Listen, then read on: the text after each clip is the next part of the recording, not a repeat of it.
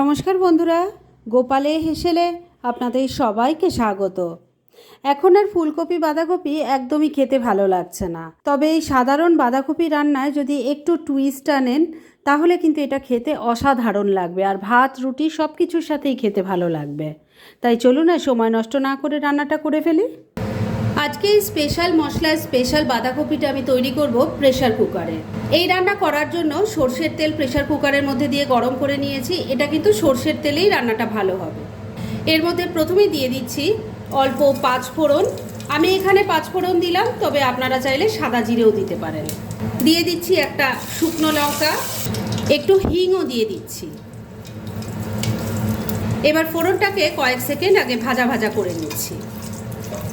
ফোড়নটা ভাজা ভাজা হয়ে গেছে, এর থেকে খুব সুন্দর একটা গন্ধ বেরোচ্ছে। এবার এর মধ্যে দিয়ে দেব আলুর টুকরো। আমি এখানে একটাই মিডিয়াম সাইজের আলু নিয়েছি, খোসা ছাড়িয়ে ডুমো করে কেটে নিয়েছি, দিয়ে দিলাম। এবার এই আলুর টুকরোগুলোকে তেলের সাথে মিশিয়ে নিয়ে একটু ভাজা ভাজা করে নিচ্ছি। মিনিট দুয়েক সময় নিয়ে আলুর টুকরোগুলোকে হালকা করে ভাজা ভাজা করে নিয়েছি। এবার এর মধ্যে দিয়ে দিচ্ছি একটু গাজরের টুকরো। আমি এখানে 3টে ছোট সাইজের গাজর নিয়েছি, সেটাকে দেখুন এইভাবে ছোট ছোট লম্বা লম্বা করে কেটে নিয়েছি, দিয়ে দিলাম। এর মধ্যে অল্প নুন দিয়ে দিচ্ছি। এবার গাজরের টুকরোগুলোকেও সব কিছুর সাথে মিশিয়ে নিয়ে ভাজা ভাজা করে নিচ্ছি। বন্ধুরা, আপনারা আমার রেসিপি দেখার সাথে সাথে আমার ফেসবুক পেজ গোপালের হেসেল, তাতেও ভিজিট করতে পারেন। ডেসক্রিপশন বক্সে লিঙ্ক দেওয়া আছে। 2-3 মিনিট সময় নিয়ে আলু গাজরের টুকরোটা ভালো করে ভাজা ভাজা করে নিয়েছি। এবার এর মধ্যে মশলা দেব। প্রথমে দিয়ে দিচ্ছি টমেটোর টুকরো। আমি এখানে 2টো মিডিয়াম সাইজের টমেটো নিয়েছিলাম, সেটাকে টুকরো করে কেটে নিয়েছি, দিয়ে দিলাম। 1 টেবিল স্পুন দিয়ে দিচ্ছি আদা বাটা, দিয়ে দিচ্ছি হলুদের গুঁড়ো, অল্প একটু কাশ্মীরি মির্চ পাউডার দিয়ে দিলাম, 1 চামচ যাচ্ছে জিরের গুঁড়ো, 1 চামচ দিয়ে দিলাম ধনের গুঁড়ো। অল্প একটু জল অ্যাড করছি, না হলে মশলাটা কষানো যাবে না। এবার সব কিছু ভালো করে মিশিয়ে নিয়ে মশলার সাথে সবজিটা ভালো করে কষিয়ে নিচ্ছি। ফ্লেমটাকে লো আর মিডিয়ামের মাঝামাঝি রেখে 3-4 মিনিট সময় নিয়ে সবজির সাথে মশলাটা খুব ভালো করে কষিয়ে নিয়েছি। এবার এর মধ্যে দিয়ে দিচ্ছি একটু ছাড়ানো মটরশুঁটি, এর সাথে দিয়ে দেব একটু বাঁধাকপি। আমি একটা ছোট সাইজের বাঁধাকপি নিয়ে সেটাকে ঝিরিঝিরি করে কেটে নিয়ে ভালো করে ধুয়ে পরিষ্কার করে রেখেছি। বাঁধাকপিটা একবারে না দিয়ে অল্প অল্প করে দিয়ে দিচ্ছি, ভালো করে মিশিয়ে নিচ্ছি। বন্ধুরা, যারা মনে করছেন যে বাঁধাকপি রান্নাটা তো একই রকম লাগছে, তাদের বলি স্পেশাল মশলা কিন্তু আমি এখনও তৈরিই করিনি, কেননা সেটা তো শেষেই দিতে হয়। সেজন্য আমি এটা একটু পরে করব। তাই একটু ধৈর্য ধরে যদি ভিডিওটা দেখেন আর এভাবে রান্না করেন, তাহলে কিন্তু আপনারা বুঝতে পারবেন যে এর স্বাদ কি অসাধারণ হয় ওই স্পেশাল মশলাটা অ্যাড করে। প্রথমে যে বাঁধাকপিটা দিয়েছিলাম সেটা ভালো করে মশলার সাথে মিশিয়ে নিলাম। এবার বাদ বাকি বাঁধাকপিটাও দিয়ে দিচ্ছি, মিশিয়ে নিচ্ছি। সমস্ত বাঁধাকপিটা মশলার সাথে ভালো করে মিশিয়ে নিয়েছি। এবার এর মধ্যে পরিমাণ মতো নুন দিয়ে দিচ্ছি। নুন কিন্তু আগেও কিছুটা দেওয়া হয়েছে, সেই বুঝেই নুনটা দেবেন। অল্প একটু চিনি দিয়ে দিলাম, এটাকেও ভালো করে মিশিয়ে নিচ্ছি।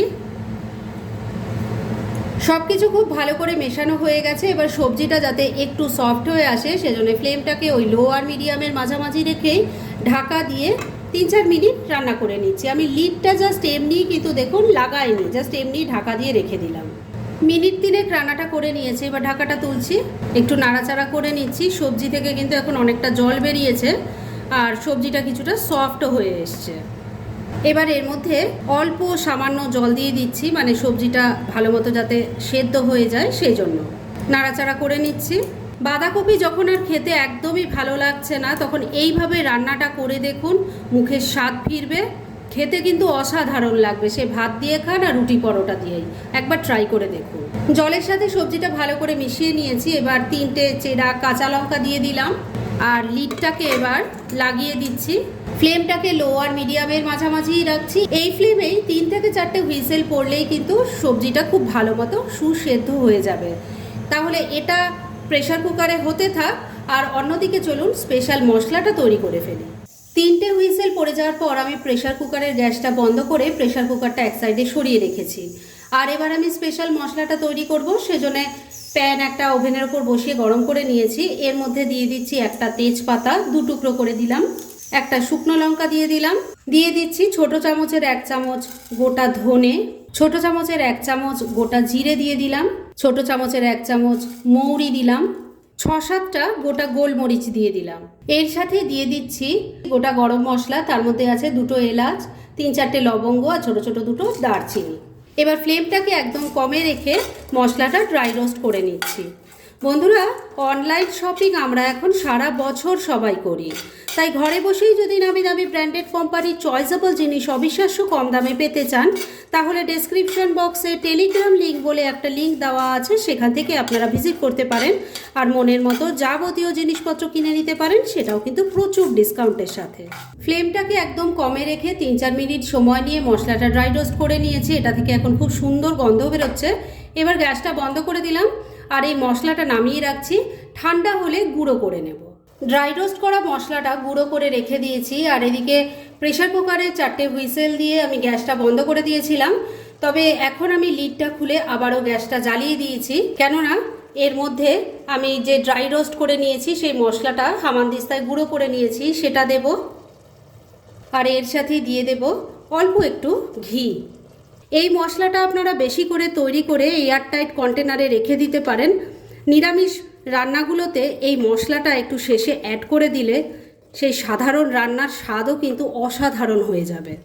ড্রাই রোস্ট করা মশলাটা আর ঘি ভালো করে সবজির সাথে মিশিয়ে মিনিট 2 আবারও রান্নাটা করে নিয়েছি। এবার রান্না কিন্তু একদম রেডি। সুন্দর একটা গন্ধ বেরোচ্ছে আর সুন্দর একটা টেক্সচার এসেছে। এটা আপনারা এবার ভাতের সাথে হোক, রুটি পরোটার সাথে হোক পরিবেশন করে খেয়ে দেখুন, আর তারপর আমাকে কমেন্ট করে জানাবেন আপনাদের কেমন লাগলো। যাই হোক, আমার তো রান্না এবার একদম রেডি। গ্যাস বন্ধ করে দিলাম। এবার প্রেসার কুকারের লিডটা একটু ঢাকা দিয়ে আমি মিনিট 2 জন্য স্ট্যান্ডিং টাইমে রেখে দিলাম আর তারপর সার্ভ করে আপনাদের দেখাচ্ছি। ফ্রেন্ডস, আমার আজকের এই চটজলদি বাঁধাকপির একটি দারুণ সুস্বাদু রেসিপি রেডি হয়ে গেছে এবং আমি সার্ভ করে দিয়েছি। এইভাবে রান্না করে ভাত রুটি যার সাথেই খান না কেন খেতে কিন্তু অসাধারণ লাগবে। তাই দেরি না করে পারলে এটা আজই একবার ট্রাই করে ফেলুন, আর তারপর কেমন লাগলো সেটা প্লিজ কমেন্ট করে জানাবেন। এরম ধরনের অনেক ভালো ভালো নিরামিষ রান্নার রেসিপি আপনারা গোপালের হেসেল সার্চ করলেই পেয়ে যাবেন, যার মধ্যে থেকে কিছু কিছু আমি সাজেস্টেড বক্সেও দিয়ে দেব, সেখান থেকেও আপনারা দেখে নিতে পারেন। তাই গোপালের হেসেল অবশ্যই ভিজিট করুন। আর আপনারা কেমন ধরনের রেসিপি চাইছেন সেটাও কিন্তু আমাকে জানাতে পারেন। আমি চেষ্টা করব সেসব রেসিপিগুলো আপনাদের সাথে শেয়ার করার। আর আমার আজকের এই রেসিপি যদি আপনাদের ভালো লাগে আর ইউজফুল বলে মনে হয়, তাহলে যারা এখনও আমার চ্যানেলটাকে সাবস্ক্রাইব করেননি তারা প্লিজ সাবস্ক্রাইব করুন। তাহলে আজকের মতো এখানেই শেষ করছি। পরদিন আবার এরকমই কোনো ভালো রেসিপি নিয়ে চলে আসব। আপনারা সবাই খুব ভালো থাকুন, সুস্থ থাকুন।